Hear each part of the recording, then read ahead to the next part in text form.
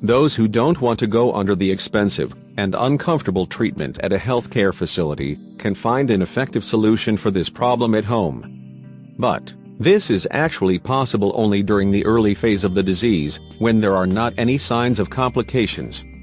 First of all, you should make both your skin and nails softer by having a hot bath.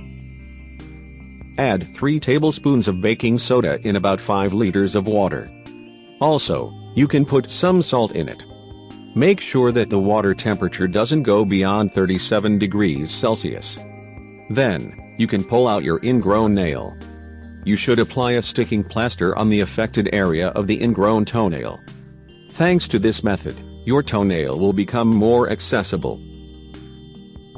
Next, it is recommended to place a bit of cotton between the nail and skin, as well as use tweezers in order to slightly raise the nail at its end.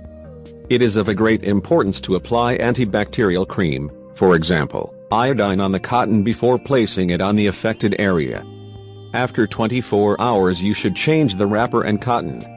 Repeat this procedure for 15 days. After this treatment process, your nail must get back to its ordinary condition.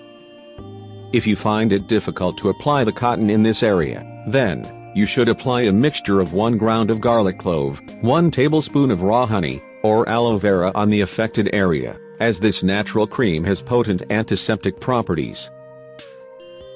It is essential to understand that the most significant part of this method is the skin softening and changing the cotton used in the procedure daily. In addition, when you are finished with the procedure, scrape the outer part of the nail. Don't forget to perform pedicures regularly in the future. In case you notice there is an infection on the nail and pus, it is recommended to consult a doctor as soon as possible.